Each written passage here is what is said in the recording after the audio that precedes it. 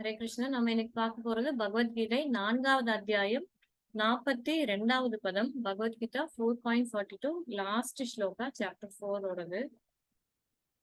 தஸ்மாத் அஜ்ஞான சம்பூதம் ருத்தஸ்தம் ஞானாசினாத்மனஹ சித்வைனம் சம்சயம் யோகம் ஆதிஷ்டோதிஷ்ட பாரத. வார்த்தைக்கு வார்த்தை அர்த்தம். தஸ்மாத் எனவே, அஜ்ஞான சம்பூதம் அறியாமையினால் பிறந்த, கிருத்ஸ்தம் இதயத்தில் நிலை பெற்றுள்ள, ஞானம் அசினா ஆயுதத்தால், ஆத்மனக தனது, சித்வா துண்டித்து, ஏனம் இந்த, சம்சயம் சந்தேகம், யோகம் யோகத்தில், ஆதிஷ்ட நிலை பெற்று, உத்திஷ்ட போரிட எழு, பாரத பரதகுல தோன்றலே. மொழிபெயர்ப்பும் பொருளுரையும் வழங்கியவர் ஆச்சாரியர் தெய்வத்திரு ஆச பக்திவேதாந்த சுவாமி ஸ்ரீல பிரபுபாதர். ஸ்ரீல பிரபுபாதுக்கு ஜெய். மொழிபெயர்ப்பு: எனவே அறியாமையால் உன் இதயத்தில் எழுந்த ஐயங்கள் ஞானம் எனும் ஆயுதத்தால் அழிக்கப்பட வேண்டும். யோக கவச்சம் பூண்டு பரதகுலத்தவனே எழுந்து போர் புரிவாயாக. பொருளுரை: இவ்வத்தியாயத்தில் கூறப்பட்டிருக்கும் யோக முறை சனாதன யோகம் அல்லது ஆத்மாக்களால் செய்யப்படும் நித்திய செயல்கள் எனப்படும். இந்த யோகத்தில் இருவகையான யாகங்கள் கூறப்படுகின்றன. ஒன்று பௌதிக உடைமைகளை துறக்கும் யாகம் மற்றும் ஆத்ம ஞானத்தின் யாகம். இது தூய ஆன்மீக செயலாகும். உடைமைகளை துறக்கும் யாகத்தை ஆன்மீக உணர்வுடன் இணைக்காவிடில் அத்தகைய யாகம் பௌதீகமானதாகிவிடும். ஆனால் அவற்றை ஆன்மீக நோக்கத்துடன் பக்தி தொண்டாக செய்தால் அந்த யாகம் பக்குவம் அடைகிறது. நாம் ஆன்மீக செயல்களுக்கு வரும்போது தனது ஸ்வரூப நிலையை அறிதல், பரமபுருஷ பகவானை பற்றிய உண்மையை அறிதல் என இவையும் இரண்டு விதமாக பிரிக்கப்படுவதை காண்கிறோம். பகவத்கீதையை உள்ளபடி பின்பற்றுபவன் ஆன்மீக அறிவின் இந்த இரு பிரிவுகளை மிக எளிமையாக உணரலாம். அவனுக்கு தான் இறைவனின் அம்சம் என்ற பக்குவமான ஞானத்தை அறிவதில் எந்த சிக்கலும் இல்லை. இந்த ஞானம் பகவானின் திவ்யமான செயல்களை எளிதாக புரிந்து கொள்ள உதவுவதால் மிகவும் நன்மை பயப்பதாகும். இவ்வத்தியாயத்தின் ஆரம்பத்தில் பரமபுருஷ பகவானே தனது உன்னதமான செயல்களை விவரித்தார். கீதையின் அறிவுரைகளை உணராதவன் நம்பிக்கையற்றவன் ஆவான். அவன் இறைவனால் தனக்கு அளிக்கப்பட்ட சிறு சுதந்திரத்தை தவறாக உபயோகிக்கின்றான். இத்தகு அறிவுரைகளை பெற்றும் எல்லாவற்றையும் அறிந்த பரமபுருஷ பகவானின் நித்தியமான ஆனந்தமயமான இயற்கையை புரிந்து கொள்ளாதவன் நிச்சயமாக முதல் தர முட்டாளே. கிருஷ்ண உணர்வின் கொள்கைகளை படிப்படியாக ஏற்றுக்கொள்வதன் மூலம் அறியாமையை அகற்ற முடியும். தேவர்களுக்கான யாகங்கள், பிரம்மனுக்கான யாகம், பிரம்மச்சரியம், குடும்ப வாழ்க்கை, புலனடக்கம், அஷ்டாங்க யோக பயிற்சி, தவம், பௌதிக உடைமைகளை துரத்தல், வேதங்களை படித்தல், வர்ணாசிரம தர்மம் எனப்படும் சமூக அமைப்பில் பங்கு பெறுவதால் செய்யப்படும் யாகங்கள் என பல்வேறு யாகங்களின் மூலம் கிருஷ்ண உணர்வு எழுப்பப்படுகின்றது. யாகங்களாக அறியப்படும் இவை அனைத்தும் ஒழுக்கப்படுத்தும் செயல்களை அடிப்படையாக கொண்டவை. ஆனால் இச்செயல்கள் எல்லாவற்றின் முக்கிய உள்நோக்கம் தன்னுணர்வே ஆகும். அந்த லட்சியத்தை தேடுபவனே பகவத்கீதையின் உண்மையான மாணவன். ஆனால் கிருஷ்ணரின் அதிகாரத்தை சந்தேகிப்பவன் வீழ்ச்சி அடைகிறான். எனவே பகவத்கீதை அல்லது வேறு எந்த சாஸ்திரமானாலும் அதனை அங்கீகரிக்கப்பட்ட ஆன்மீக குருவிடம் சரணடைந்து தொண்டு செய்து பயில வேண்டும் என்று அறிவுறுத்தப்படுகிறான். அனாதி காலத்திலிருந்து வரும் சீட பரம்பரையை சேர்ந்தவரே அங்கீகரிக்கப்பட்ட ஆன்மீக குருவாவார். கோடிக்கணக்கான வருடங்களுக்கு முன்பு சூரிய தேவனுக்கு உபதேசிக்கப்பட்டு இன்று வரை பூவுலகில் இருந்து வரும் இந்த பகவானின் கட்டளைகளில் இருந்து அவர் சிறிதும் பிறழ்வதே இல்லை. எனவே பகவத்கீதையின் பாதையை கீதையிலேயே கூறியுள்ளபடி பின்பற்ற வேண்டும். தனது சொந்த நோக்கங்களுக்காக கீதையின் உண்மையான பாதையிலிருந்து விலகியுள்ள சுயநலம் கொண்டவர்களிடம் எச்சரிக்கையாக இருக்க வேண்டும். நிச்சயமாக கிருஷ்ணரே பரமபுருஷர். அவரது செயல்கள் அனைத்தும் திவ்யமானவை. இதை அறிபவன் பகவத்கீதையை படிக்கும் ஆரம்ப நிலையிலேயே முக்தி பெற்ற ஆத்மாவாவான். ஹரே கிருஷ்ணா. ஸ்ரீமத் பகவத்கீதையின் உன்னத அறிவு என்னும் 4ஆம் அத்தியாயத்திற்கான பக்திவேதாந்த பொருளுரைகள் இத்துடன் நிறைவடைகின்றன. ஹரே கிருஷ்ணா. இந்த ஒரு ஸ்லோகாவுடைய பொருளுரையில பிரபுபாத் வந்து இந்த 4th சாப்டர் மொத்தமும் சம்மரைஸ் பண்ணிட்டாரு இல்லைங்களா? நேத்து ஸ்லோகா பார்த்துட்டு இருந்தோம். சோ கர்மா யோக சந்நியஸ்த கர்மானம் ஞான சஞ்சின்ன சம்சயம். இந்த ஞானத்தை எப்படி ஒருத்தங்க அக்செப்ட் பண்ணிக்கணும் அப்படிங்கறத பத்தி பார்த்துட்டு இருந்தோம் இல்லைங்களா? இந்த ஞானத்தை எந்த சந்தேகமும் இல்லாம இது எனக்கு உண்டானதா, யோக சந்நியஸ்த கர்மானம், இந்த செயல்களின் பலன்களை துறந்தவர்களா நம்ம வந்து செயல்கள் செய்யும் போது என்ன ஆகும்? ஆத்மவந்தம் ந கர்மாணி நிபத்னந்தி தனஞ்சய அப்படின்னு சொல்லிட்டு பார்த்தோம். நம்ம எந்த ஒரு செயல்களின் செயல்கள்லயோ பந்தப்படுவது இல்லை அப்படின்னு சொல்லிட்டு பார்த்தோம். அதுக்கப்புறம் இன்னைக்கும் என்ன சொல்றாரு? அது எப்படி நடக்கும் அப்படின்னா, இந்த ஞானம், இந்த அஜ்ஞானத்தை, நமக்கு இருக்கிற அஜ்ஞானத்தை, தஸ்மாத் தேர்ஃபோர் அஜ்ஞான சம்பூதம், அஜ்ஞானம் அறியாமையினால் பிறந்த அப்படின்னு சொல்லிட்டு சொல்றாரு. அஜ்ஞானத்தினால என்ன பிறக்குது? அறியாமையினால நமக்கு என்ன பிறக்குது? நேற்று ஸ்லோகால பார்த்தோம். யாருக்கா ஞாபகம் இருக்கா?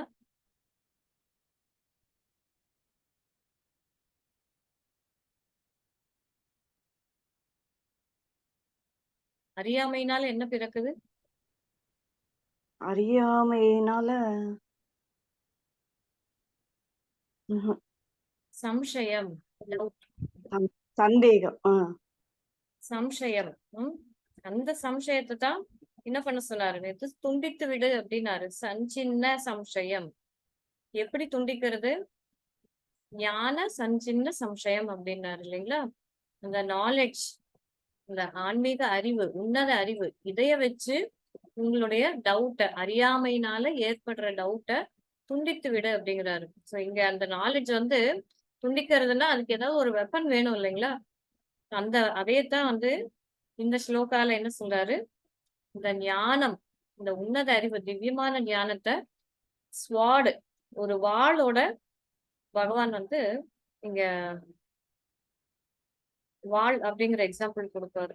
அசினா ஆயுதத்தால், ஞான ஞானாசினாத்மனக, தனது ஞானம் என்னும் ஆயுதத்தால் என்ன பண்ணும்? துண்டிக்கணும். சித் வைனம் சம்சயம் யோகம். இந்த யோகத்துல, எந்த யோகத்துல? பகவானை பற்றிய ஞானம், நம்மளை பற்றிய அந்த ஞானம், பகவானுக்கும் நமக்கும் உண்டான அந்த யோகம், அந்த இணைப்பு முறை, இது எல்லாத்துலயும் எப்படிப்பட்ட சந்தேகம் இருந்தாலும் அதைய இந்த ஞானம் எனும் வாளை யூஸ் பண்ணி துண்டித்து விடு அப்படிங்கிறாரு. துண்டிச்சதுக்கு அப்புறமா என்ன பண்ண சொல்றாரு? ஆதிஷ்டோ திஷ்ட பாரத. அப்ப நம்மளுடைய மைண்ட் பிக்சட் ஆயிரும். பிக்ஸ்ட் ஆன உடனே டிட்டர்மைண்டா என்ன பண்ணணும்? எழுந்து போரிடுவாயாக. பரதகுல தோன்றலே எழுந்து போரிடுவாயாக. சோ அதை வந்து பகவான் எங்கேயுமே என்ன சொல்ல, நீ வந்து ஆஹா நீ இப்படி எல்லாம் நினைக்கிறியா, நீ வந்து மக்களுக்காக பரிதாபப்படுறியா, நீ வந்து ஒரு நல்ல மனுஷன் நீ அப்படின்னு சொல்லிட்டு நம்ம இந்த சோகால்டு மாரல் வேல்யூஸ் அப்படின்னு சொல்லிட்டு பாத்துட்டு இருக்கோம் இல்லைங்களா? இந்த மாரல் வேல்யூஸ், அதுக்கப்புறம் ஹியூமானிட்டேரியனிசம், சோசியலிசம், ஹியூமன் வெல்ஃபேர், இப்படி எல்லாம் ஆக்டிவிட்டிஸ் பார்த்துட்டு இருக்கோம் இல்லைங்களா? அந்த ஹியூமன் வெல்ஃபேருக்கெல்லாம் வந்து என்ன சொல்றாரு அர்ஜுனர் வந்து? இந்த மாதிரி மக்கள் எல்லாம் கஷ்டப்படுவாங்க, பெண்கள் வந்து அவங்களுடைய ப்ரொடெக்ஷனை இழந்துடுவாங்க, அதுக்கப்புறம் பிண்டோதகனம் நடக்காது, ஆன்சிஸ்டர்ஸ்க்கு இந்த பிண்டம் கொடுக்குற அந்த அந்த ஸ்ராத்தா செரிமனி வந்து பண்ண முடியாது. சோ இதெல்லாம் இந்த டோட்டலா நம்மளுடைய ட்ரெடிஷ்னலே போயிரும் அப்படின்னு எல்லாம் புலம்பிட்டு இருந்தாரு இல்லைங்களா அர்ஜுனா? சோ இதெல்லாம் வந்து ஹியூமனோட வெல்ஃபேர் அப்படின்னு சொல்லிட்டு அர்ஜுனா நினைச்சிட்டு இருக்காரு. இந்த போர் நடக்கிறதுனால இதெல்லாம் போயிரும், மக்கள் எல்லாம் ரொம்ப கஷ்டப்படுவாங்க அப்படின்னு சொல்லிட்டு நினைச்சிட்டு இருக்காரு. ஆனா பகவான் என்ன சொல்றாரு? ஒரு இடத்துல கூட வேண்டாம், நீ வந்து போர் புரியாத, நல்ல வேளை நீ இதெல்லாம் வந்து இப்பயே யோசிச்ச அப்படின்னு சொல்லிட்டு பகவான் எங்கேயுமே சொல்ல கிடையாது. ஏன்னா எதுக்காக அந்த போர் வந்து செய்ய சொல்றாரு? எதுக்காக பகவான் வராரு? இந்த 4th சாப்டர்லயே நம்ம பார்த்தோம் இல்லைங்களா? பகவான் எதுக்காக வராரு? அவருடைய எக்ஸ்பான்ஷன்ஸ் ஆகட்டும், அவதாரங்கள் ஆகட்டும் எதுக்காக வராங்க? நல்வழிப்படுத்த, அவங்களுக்கு இருக்க சந்தேகங்கள் தர்மத்தை எல்லாம் ஹரே கிருஷ்ணா, தர்மத்தை காக்கிறதுக்கும் பக்தர்களை காப்பதற்கும் பக்தர்களை தீவர்களை காத்து, அழிப்பதற்கும் துஷ்டர்களை அழித்து, தர்மத்தை நிலைநாட்டுவது தர்மத்தை இல்லைங்களா? So, அந்த தர்மம் நிலைநாட்டணும் அப்படின்னா இந்த போர் வந்து ரொம்ப அவசியமா இருக்கு. தேங்க்யூ மாதாஜி. So, இந்த போர் வந்து இன்றியமையாதது ஆகுது. அதனால நீ எந்திரிச்சு போர் போர் செய்யி. ஆதிஷ்ட உத்திஷ்ட பாரத.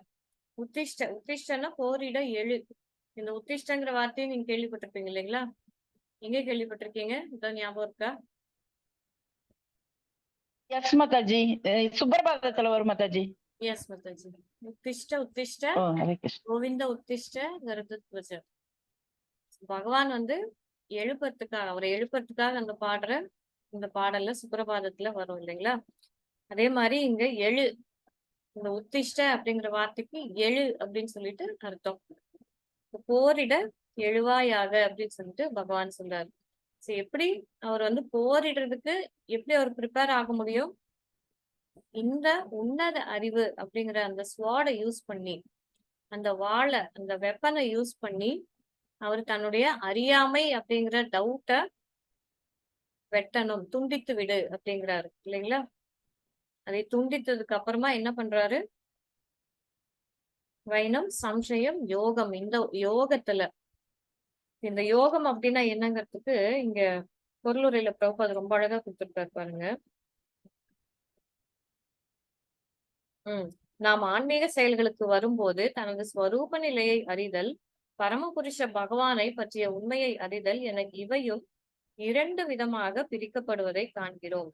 இது ரெண்டுமே வந்து ஆன்மீக செயல் அப்படிங்கிறாரு. தன்னுடைய ஸ்வரூப நிலையை அறிதல், நான் இந்த உடல் கிடையாது, ஆத்மா அப்படிங்கறத அந்த நிலையை, நம்மளுடைய ஸ்வரூப நிலையை புரிஞ்சுக்கிறதும். அது மட்டுமா ஸ்வரூப நிலை? வேற என்ன நம்மளுடைய ஸ்வரூப நிலை?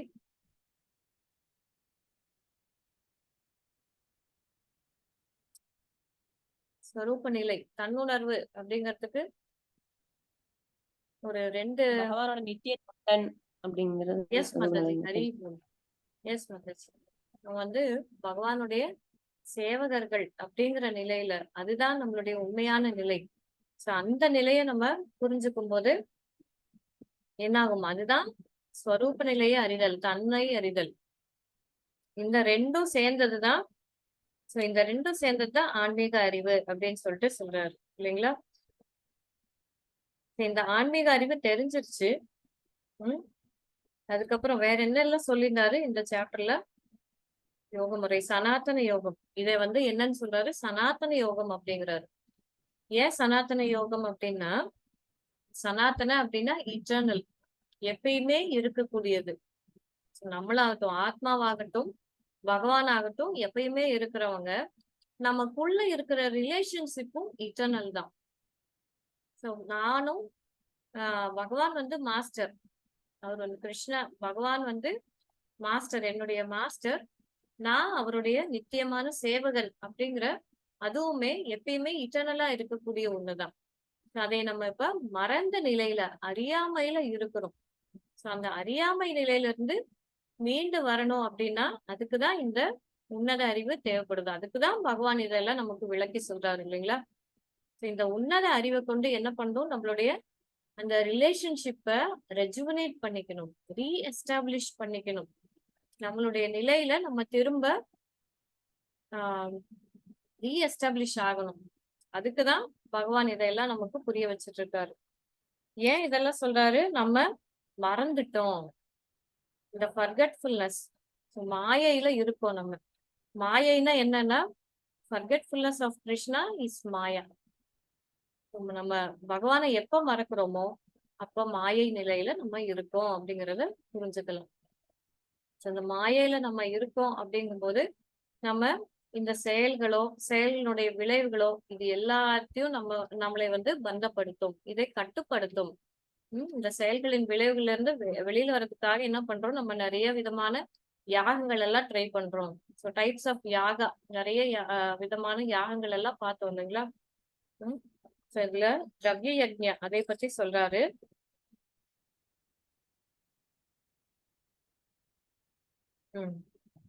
ஒன்று பௌதீக உடைமைகளை துறக்கும் யாகம். பௌதீக உடைமைகளை துறக்கும் யாகத்துக்கு என்ன பேரு? அதுதான் திரவ்ய யஜ்யம் அப்படிங்கறத பார்த்தோம். நம்மளுடைய எல்லா மெட்டீரியல் பொசிஷன்ஸும் எல்லாத்தையுமே யாகத்துக்காக யூஸ் பண்றது.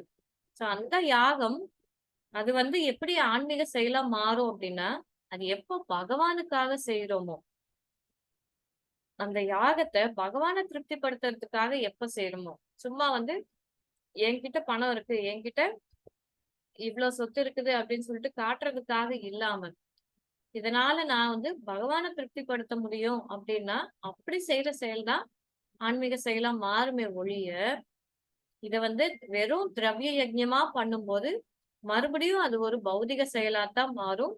அதுக்கு உண்டான விளைவுகளையும் நம்ம அனுபவிக்கத்தான் வேணும் இல்லைங்களா?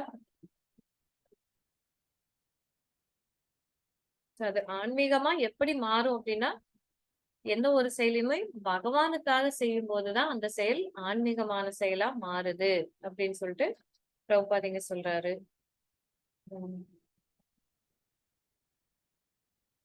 அதுக்காக தான் இந்த ஞானம் தேவைப்படுது. இந்த ஞானம் நம்ம இந்த 4th சாப்டர்ல பாக்குற ஞானம் எல்லாமே பகவான் திவ்யமான ஞானம். பகவானுடைய செயல்களை பற்றியும் நம்ம ஸ்லோகால பார்த்துருக்கோம் இல்லைங்களா? ஜன்ம கர்ம சமே திவ்யம் ஏவம் யோவேத்தி தத்வக்தக தியக்த்வா தேகம் புனர்ஜென்ம நைத்தி மாமேத்தி சுவர்ஜுனன். யார் ஒருத்தங்க இந்த திவ்யமான ஞானத்தை, என்னை பற்றிய இந்த விஷயங்களை தெரிஞ்சுக்கிறாங்களோ, அண்டர்ஸ்டாண்ட் பண்ணிக்கிறாங்களோ, தியக்த்வா தேகம் புனர்ஜென்ம நைத்தி, தியக்த்வா தேகம் அதாவது உடலை விட்டதுக்கு அப்புறமா புனர்ஜென்மம் அப்படிங்கிற ஒண்ணே கிடையாது. அப்ப என்ன ஆவாங்க? மாமேத்தி அப்படிங்கிறாரு பகவான், என்கிட்ட வந்துருவாங்க. நம்மளுடைய இந்த ஜன்மம் கர்மம் இது எல்லாமே திவ்யமானது அப்படிங்கிறவங்க யார் ஒருத்தங்க புரிஞ்சுக்கிறாங்களோ, ரியலைஸ் பண்றாங்களோ, அதுக்காக தான் இந்த ஞானத்தை. சோ இவ்வளவு ஈஸியா இருக்குது பாருங்க. சோ கோலோக போகணும் அப்படிங்கிறதுக்காக நம்ம பெருசா என்ன பண்ண வேண்டாம், குட்டியா கர்ணம் எல்லாம் அடிக்க வேண்டாம். அதுதான் இங்க பின்னாடி சொல்லியிருக்காரு. இந்த வர்ணாசிரமத்தை 100,000 வருஷமா நீங்க வர்ணாசிரம தர்மத்தை ஃபாலோ பண்ணா கூட நம்மளுடைய பியூரிபிகேஷன் நடக்குமா, எவ்வளவு தூரம் நம்ம பியூரிஃபை ஆகும் அப்படிங்கிறது சந்தேகம்தான். ஏகாதசி அன்னைக்கு கிளாஸ்ல கூட ஹிஸ் ஹோல்னஸ் பக்தி வினோத் சுவாமி மகாராஜ் அவருடைய கிளாஸ்லயும் சொன்னாரு. ஆக்சுவலா இந்த வர்ணாசிரம தர்மங்கள், இந்த யாகங்கள் வேத சாஸ்திரங்கள்ல கொடுக்கப்பட்டிருக்கிற நம்மளுடைய அந்த டிசிப்ளினரி ஆக்ஷன்ஸ், ஸோ இந்த ஒழுக்கப்படுத்துறதுக்காக தான், நம்மளை ஒழுக்க நிலைக்கு எடுத்துட்டு வர்றதுக்காக தான் இதை கொடுத்துருக்காங்க. ஸோ அதைய மட்டுமே வச்சுட்டு இருந்தோம் அப்படின்னா நம்மளுடைய அல்டிமேட் கோல் அதே நம்ம ரீச் பண்ண முடியாம போயிடும். ஸோ அதுக்கு ஒரு எக்ஸாம்பிள் கொடுத்திருந்தாரு மகாராஜ். ஆக்சுவலா நமக்கு கவர்மெண்ட் பாத்தீங்க அப்படின்னா நமக்கு நிறைய ரோடெல்லாம் போட்டு கொடுத்துருக்காங்க இல்லைங்களா? இந்த ரோட்ஸ் எல்லாம் எதுக்காக போட்டு கொடுத்துருக்காங்க? நிறைய ரோடு இருக்குது, நிறைய ஃபெசிலிட்டி செஞ்சு கொடுக்குறாங்க நமக்கு. மெயினா இந்த ரோடு எதுக்காக கொடுக்குறாங்க? இந்த ரோடு நல்லா இருக்கே, சூப்பரா இருக்கே அப்படின்னு சொல்லிட்டு நம்ம ஜாலியா அந்த ரோட்லயே இப்படி அப்படியும் போயிட்டு வந்துட்டும் இருக்கிறதுக்காக கிடையாது. எதுக்காக அந்த ரோடு?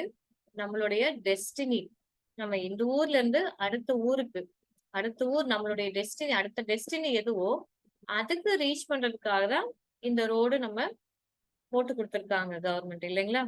சோ அப்படி இல்லாம நம்ம இந்த ரோட்டை நம்ம ஜாலியா வண்டி ஓட்டுறதுக்கு நல்லா இருக்குதே அப்படிங்கிறதுக்காக நம்ம ஓட்டிட்டே இருந்தோம்னா நம்ம எப்பயுமே நம்மளுடைய கோலை போய் அட்டைன் பண்ணவே முடியாது. நம்மளுடைய டெஸ்டினி, நம்மளுடைய அந்த டிராவல்னுடைய அடுத்த எண்டுக்கு போகவே முடியாது இல்லைங்களா? அதே மாதிரிதான் இங்கேயும் பொருளுரையில பிரபுபாத் கொடுக்கிறாரு. கிருஷ்ண உணர்வின் கொள்கைகளை படிப்படியாக ஏற்றுக்கொள்வதன் மூலம் அறியாமையை அகற்ற முடியும். தேவர்களுக்கான யாகங்கள், பிரம்மனுக்கான யாகம், பிரம்மச்சரியம், குடும்ப வாழ்க்கை, புலனடக்கம், அஷ்டாங்க யோக பயிற்சி, தவம், பௌதீக உடைமைகளை துரத்தல், வேதங்களை படித்தல், வர்ணாசிரம தர்மம், இது எல்லாமே இந்த சமூக அமைப்புல எதுக்காக கொடுக்குறாங்க அப்படின்னா, இது எல்லாமே வந்து பாத்து இது எல்லாமே ரோடு.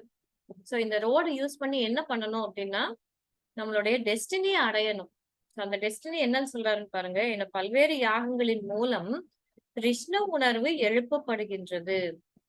சோ நமக்குள்ள இருக்கிற அந்த கிருஷ்ண உணர்வு, கிருஷ்ண கான்சியஸ்னஸ் அதைய வந்து எழுப்புறதுக்கான ஒரு தூண்டுகோல் தான் இதெல்லாம் அப்படின்னு சொல்லிட்டு சொல்றாரு.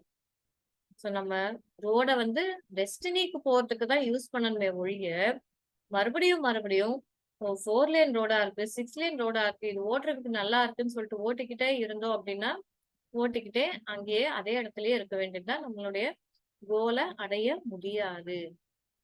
சோ இந்த உன்னத அறிவு இந்த பகவானுடைய வாயிலிருந்து வந்திருக்கிற இந்த பகவத்கீதை, இதுல குடுக்கப்பட்டிருக்கிற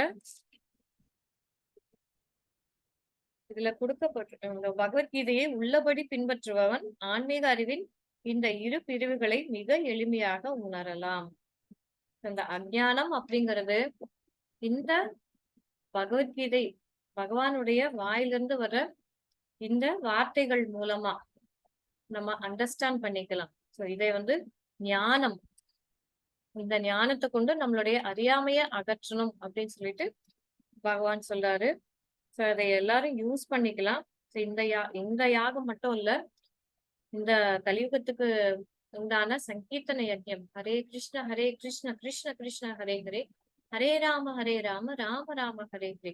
சோ இந்த யஜ்ஞத்தை முக்கியமா செஞ்சு நம்மளுடைய அஜ்ஞானத்தை போக்கலாம். சோ அஜ்ஞானத்தை போக்கும் போதுதான் நம்மளுடைய ஸ்வரூப நிலை அப்படிங்கிறது நமக்கு தெரிய வரும். ஹரே கிருஷ்ணா. நம்ம இன்னைக்கு பார்த்ததுல யாருக்கும் ஏதாவது டவுட் இருக்குங்களா?